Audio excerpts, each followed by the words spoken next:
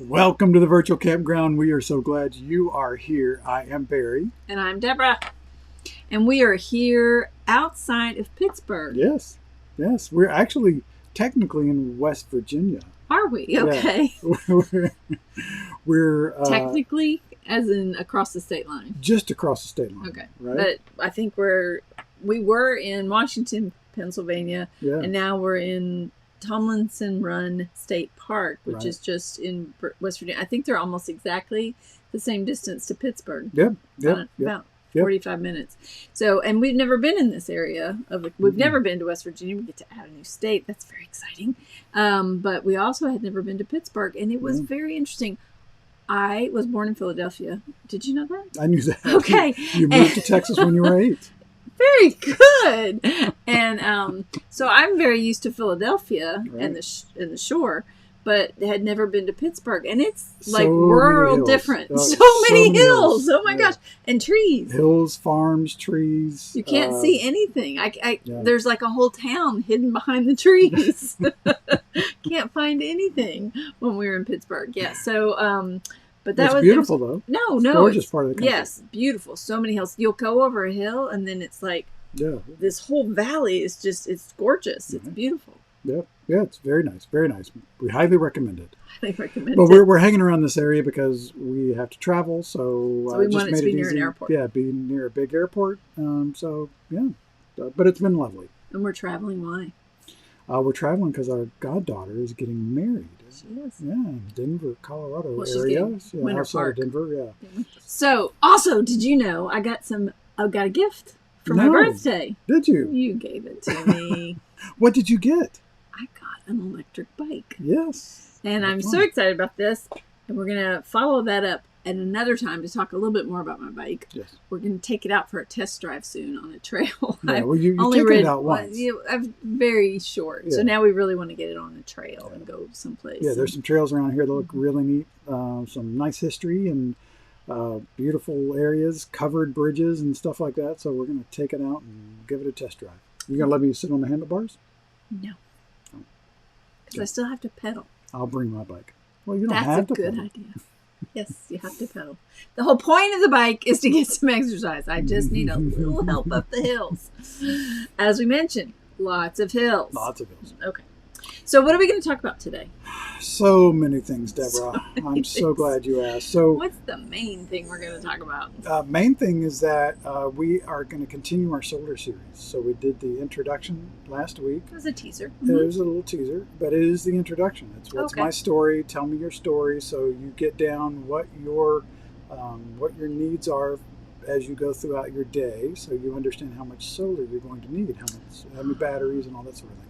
So that was part 1, and then part 2 we're about to watch is about batteries, because that's really the foundation of the system.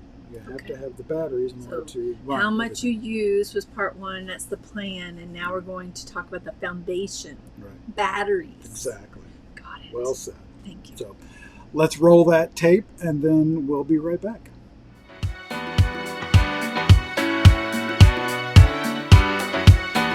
Okay, so when we were talking earlier, you were telling me about batteries being the central component and sort of the starting point for an RV solar system. What do you mean by that?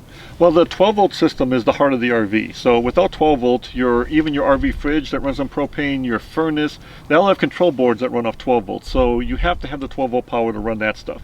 Even the furnace fan is kind of a decent draw overnight. So if it's cold and you're running your furnace, that's a decent draw. So you got to start with the batteries, the storage, and we can go into the battery types. Most RVs come with lead acid batteries. People are very familiar with them. They've been around many years, and very budget friendly battery, and for someone on a budget, that's there's nothing wrong with them. And then you move up into Agm batteries, and of course lithium ion or LiFePO 4 batteries have become very popular batteries in the last couple of years and offer a lot of advantages, a little bit more upfront cost, but last many years. Okay. All right.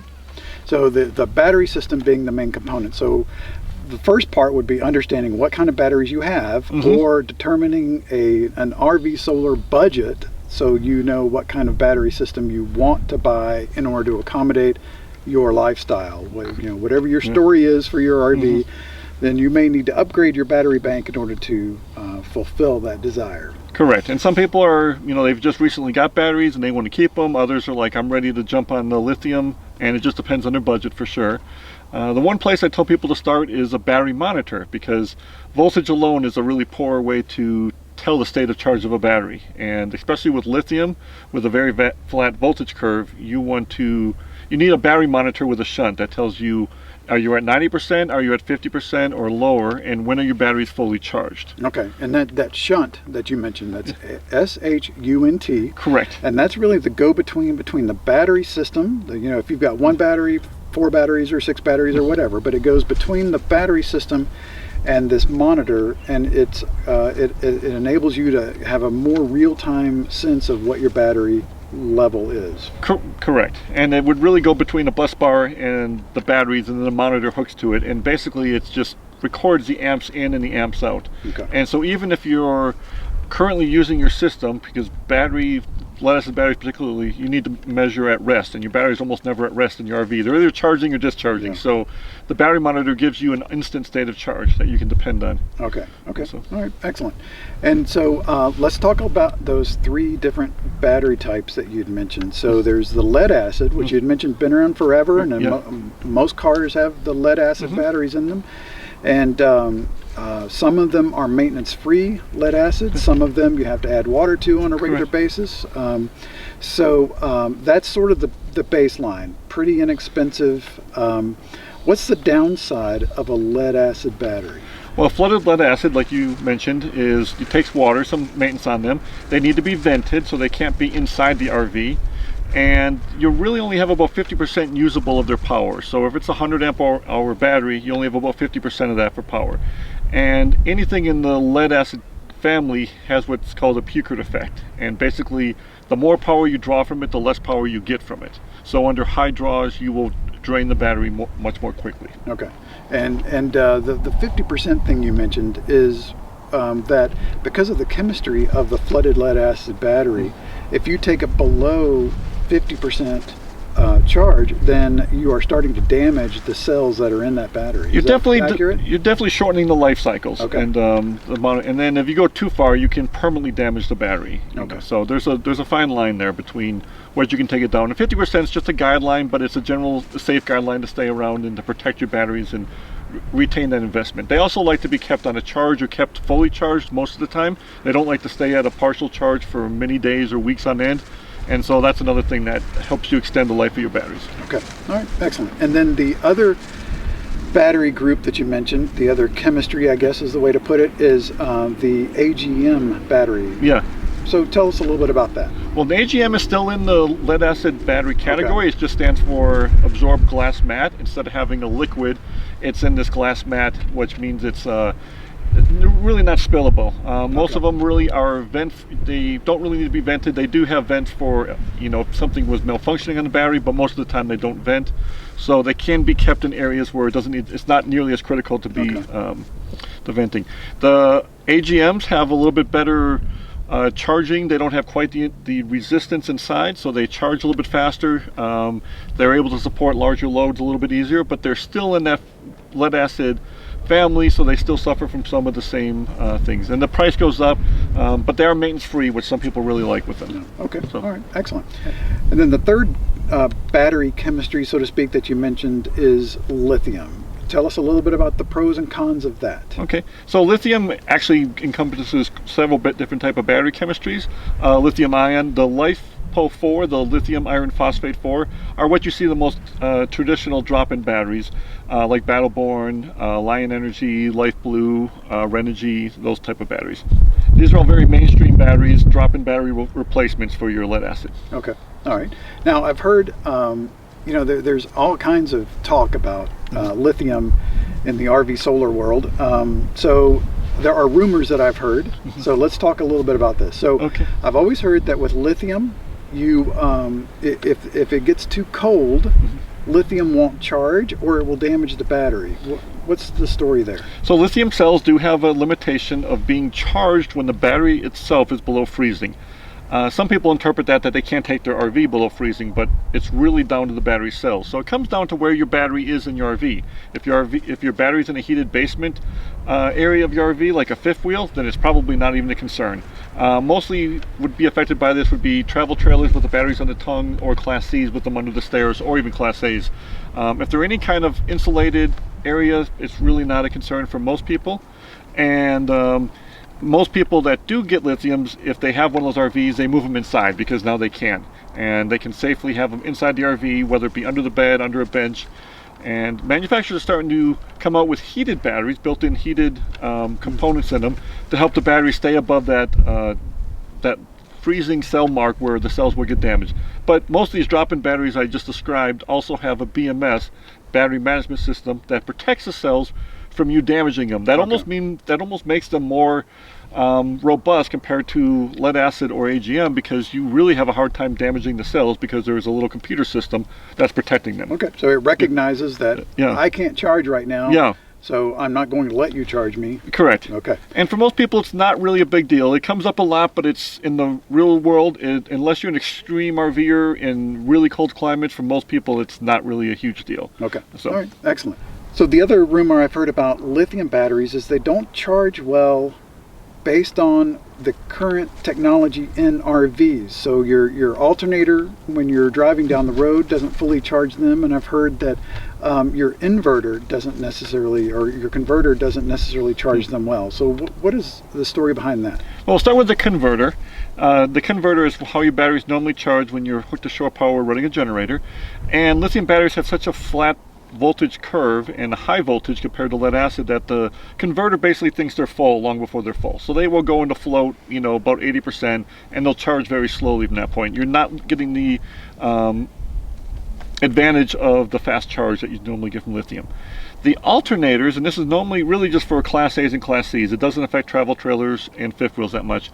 The alternator has a direct line to the batteries to charge them while you're driving, and lithiums will take a very big charge. Now actually can tax your alternator by working it too hard if you have a large battery bank and it's low charge and it needs to take a lot of juice. So they make devices that limit how much the alternator can work to keep it from overheating. Okay. So travel trailers and fifth wheels that are connected by your 7-way plug, it's really too small of wire to even be that much of a, to make that much of a difference that you don't have to worry about it. Okay. All right. So. Excellent.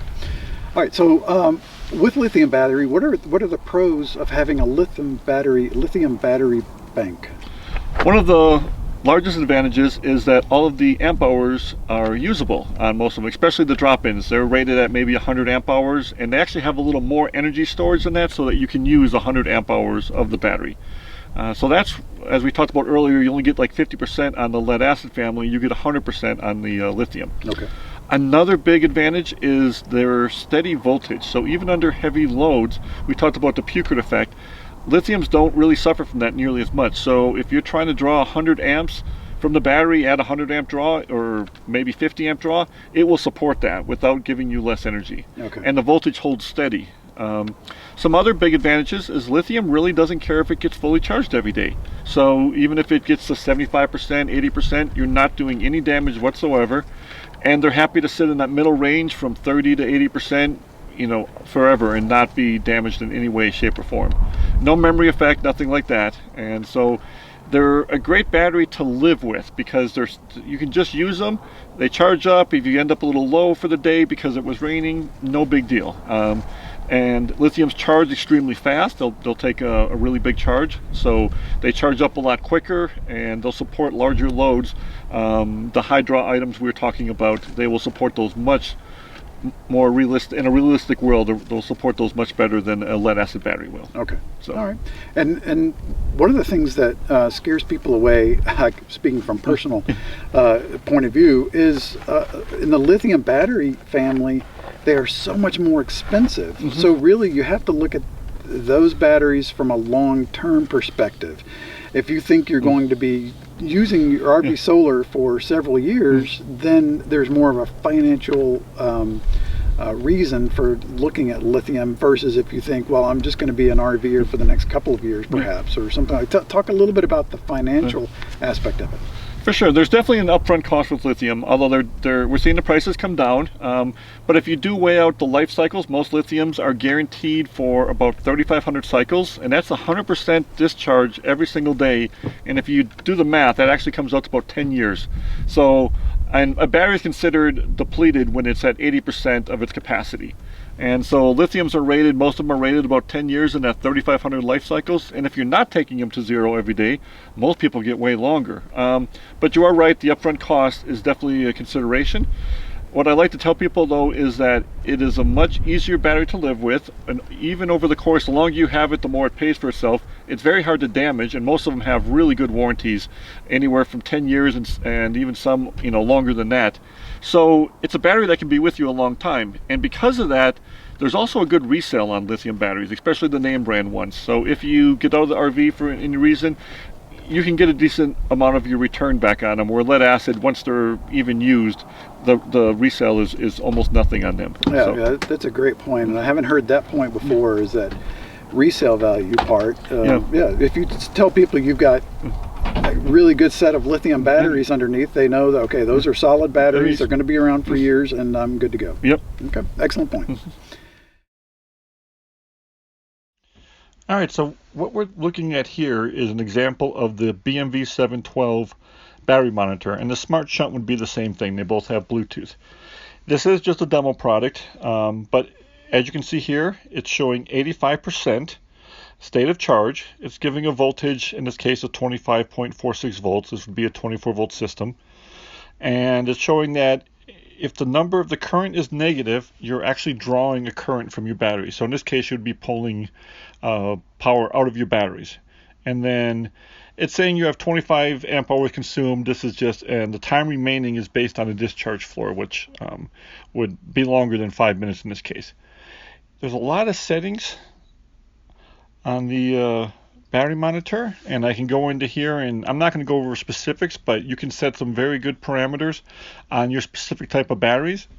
And in this case, this is pretty typical for a lead acid battery, 50% discharge floor, 1.25 pure current exponent, and some other things. So, and then if I go back out and I go into VE Smart Networking, this is where Victron products really shine. So in this case, this product can talk to the smart solar charger, it can talk to a temperature sensor, it can talk to an inverter, and it can share different things. And so all these things, and if you have multiple charge controllers, they will actually sync together and charge in the same manner over this Bluetooth network. Another nice feature is you can set alarms. In this case, you can set a low SOC, which stands for state of charge. So you can set it to 50% or 20% if it was lithium batteries perhaps. You can set low voltage, high voltage alarms, and it alerts you when something is amiss.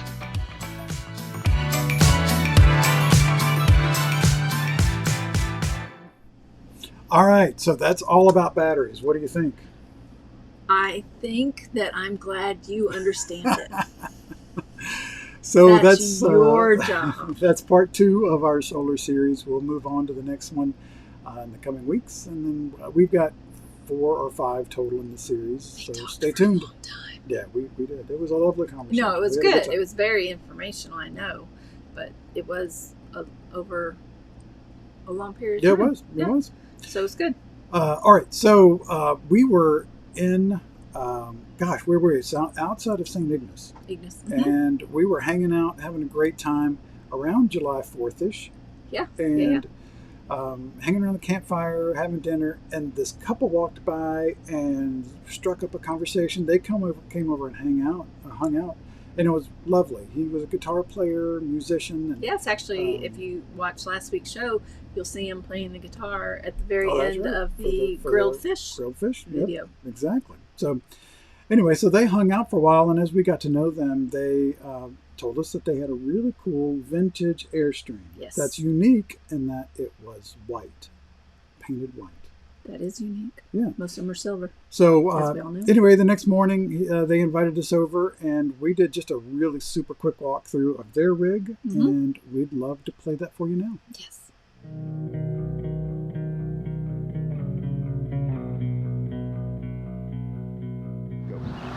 I'm Mike LeBeau, and this is a 1975 Airstream Argosy. It's 28 feet in length, and the Argosy was the beta line for the Airstreams in the late 70s. So it is painted, but underneath it is aluminum except for the top quarter caps are steel, and that's the difference. And so these are the first models where they tested out the curved windows and other items before they put them on the main Airstream line.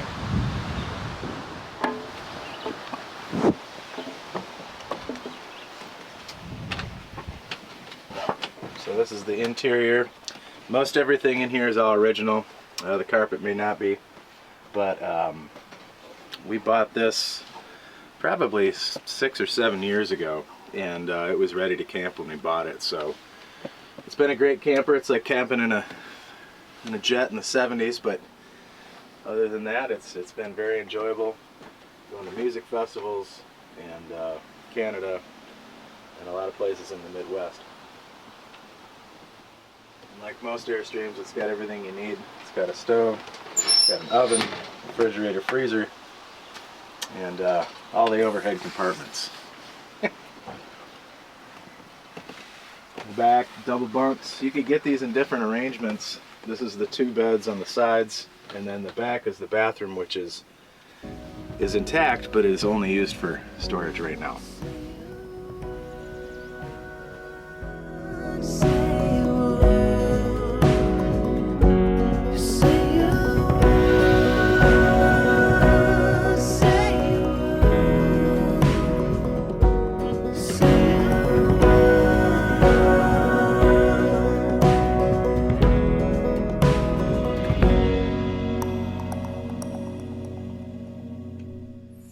All right, so love those very Airstreams. cool. Yeah, Yes. Airstreams are really unique and They're so cool. unique. Yes. That the other day we had one right next door to us. It was one of the Airstream vans, and it had a slide on it, which I didn't know Airstream made vans. Yeah, they've done quite a few different things in the past. Everyone thinks about just the big silver tin can thing, but they've done some different things. Our friends Brett and Josh have the big motor coach, really lovely big RV, and We've done a tour of that. We'll have to put that in right. the show notes. They actually have multiple Airstreams. They're Airstream fanatics. But yes, they let us do a tour one time of their motorhome. So Airstream's a really interesting RV, I think. Yeah.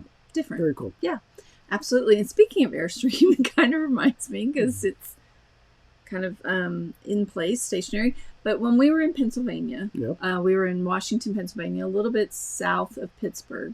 And you were working, so I took the opportunity to go over to Mill Run, Pennsylvania, and see Falling Water, which is, of course, the very iconic Frank Lloyd Wright house that he built. He built it as a vacation home, actually, for the Kaufmans, Edgar J. Kaufman and his wife Lillian and their son Edgar Jr. They owned the Kaufman department store in Pittsburgh, and in 1934 they asked Frank Lloyd Wright to design a house for them on their vacation land that they used to go to hike and camp. So he designed the house, and they built it over like 3 years, 36 to 39, sort of right as people were coming out of the Depression. So really kind of impressive that happened. And that Kaufman's used it as a vacation home all the way up until 1963. Wow. And then the son donated it to the Western Philadelphia Conservatory, and it is now a living museum, as they like to call it. They give you tours of it. You can also go have, I think, dinner on one of the tickets. Different kinds of tours. So it was really interesting. But of course, show the very iconic shot of Falling Water, where you can see how it gets its name. And Frank Lloyd Wright really strove to, of course, he likes organic structures, and he wanted it to blend into the natural habitat. So that's why you only see that color, ochre, they call that, of the cement that you can see there. Is the color of the leaves as they fall from the rhododendrons that were very natural to that area. Wow. Yeah. And then it's all built in stone, and the steel is from in this area as well. It's all very natural. The stone was built, came from a quarry about just right up the hill, really, from this house. And the house just kind of travels up the hill in a cantilevered way, they said. This is actually the backside as you're coming across the bridge to go to the front door. And that was fascinating to me because they would those stairs go right up into their living room. They'd come down and they could wade in the water there, and then off to the right there where you see the little statue with its arms up in the air, right behind him is a plunge pool, a very cold plunge pool that they would come and do a morning plunge. It was fed by a spring. So very cool. Interesting. Yeah. You weren't allowed to take pictures inside except for on the main floor. They did let us take pictures just here in this living room. And I just wanted to show this. You can see there on the ground the two kind of rocks. It's a boulder, huge boulder that he built the house right on top of, and they actually became part of the construction. You can see them on the outside of the house, how the house was kind of built on it. And then actually even in the kitchen, these rocks are still in there and they're used as shelves. The other thing I loved about this is this built-in kettle that he put in here to the fireplace. On the left side On the left side, that big red ball. They could swing that over the fire for hot mulled wine or cider. So they would use it. So obviously they did some entertaining there. It's a lot of cider. It would be a lot of cider. Yeah. So anyway, but it was a fascinating tour. You know, Frank Lloyd Wright is known for his organic, minimalist kind of look. So it was very interesting, I thought. The final cost of this house, it was supposed to cost about $34,000. It cost about $148,000, wow. Plus $11,000 architect. I wonder what that is in today's fees. I don't know, but you think about $148,000 back in before 1940, as people were coming out of the Depression. That's a lot of money. So yeah, very interesting. Cool. So definitely worth. I know. That's a fascinating building. Definitely worth the trip if you're in that area to go see it. There's also in Mill Run, just down the street, there's a waterfall to go, just a state park. Then actually not far from there is a couple other Frank Lloyd Wright buildings. There's one called Knob Creek that's about 6 miles away, and then there's an area, I'm not quite sure how close it was, but not very far, called Polymath Park, where another gentleman has brought other Frank Lloyd structures, I think 2, onto this area. Like he had disassembled them and reassembled them onto his park that you can go see as well. So if you're a Frank Lloyd Wright junkie, you have the opportunity to do it. And I will tell you this, their visitor center is so cool, and their museum store. I might have spent a little bit of money there. Merry Christmas.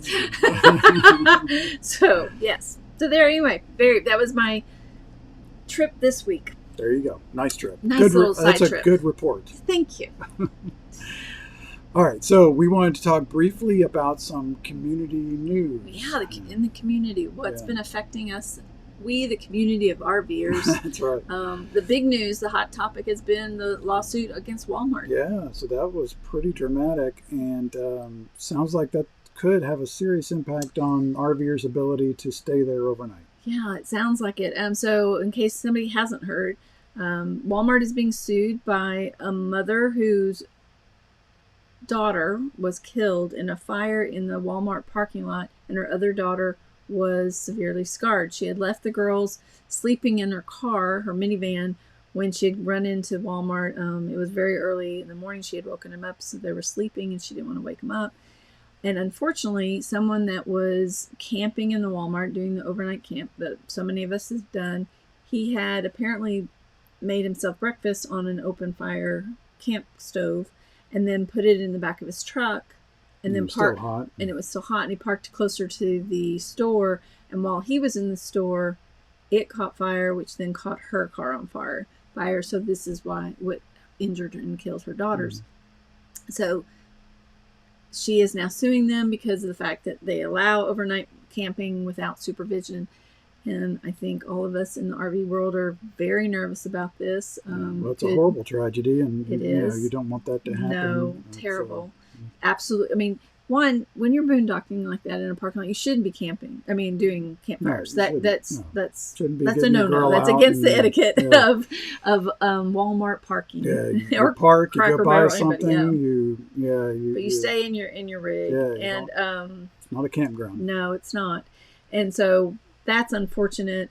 But I think, I mean, I'm personally concerned that absolutely would make sense to me that Walmart to say, okay, well, it's just become too big of a liability and they're not going to allow this anymore. But then that could also have ripples to everybody else that does it. It's just not Walmart. No. All the people that allow, Cracker Barrel and Cabela's. All the people that allow the free parking are going to be watching this to see what happens. Yeah, and it is become, I know there's a lot more campers now out there, and so people are actually doing, I think, Walmart a little bit more where they can.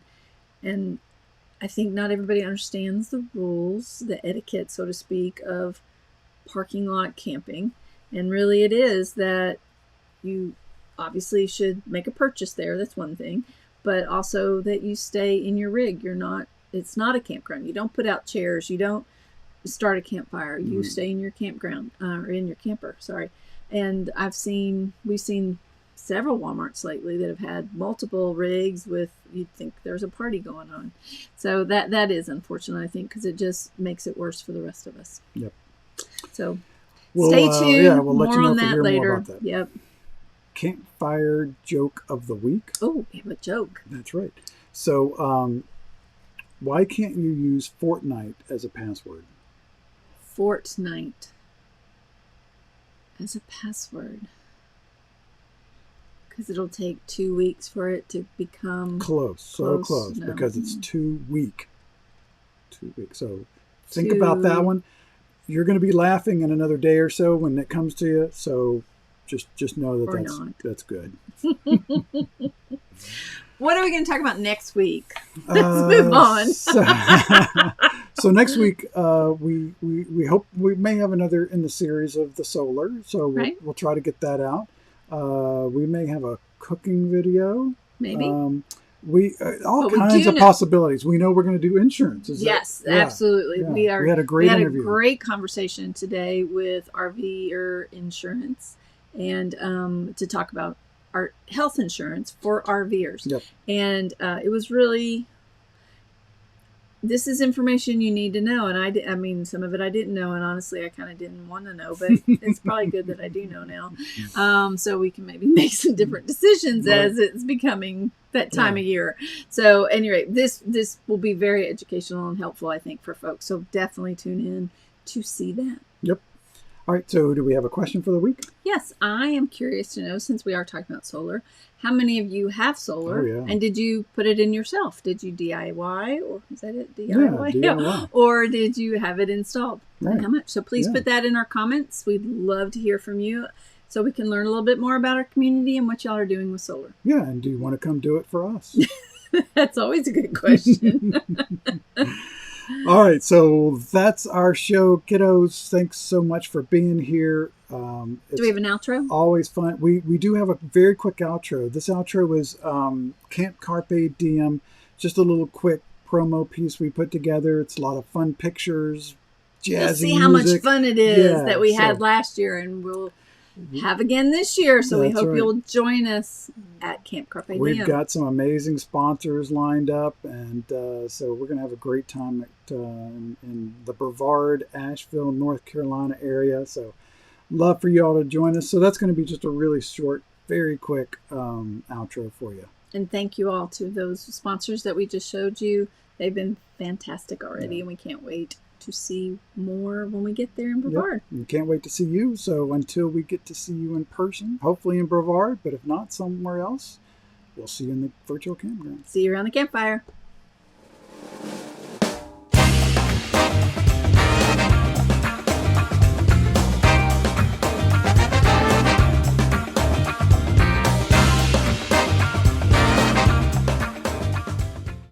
Really just wanted to bring people together over our shared passions. Our shared passions, but also with the intention of creating a community.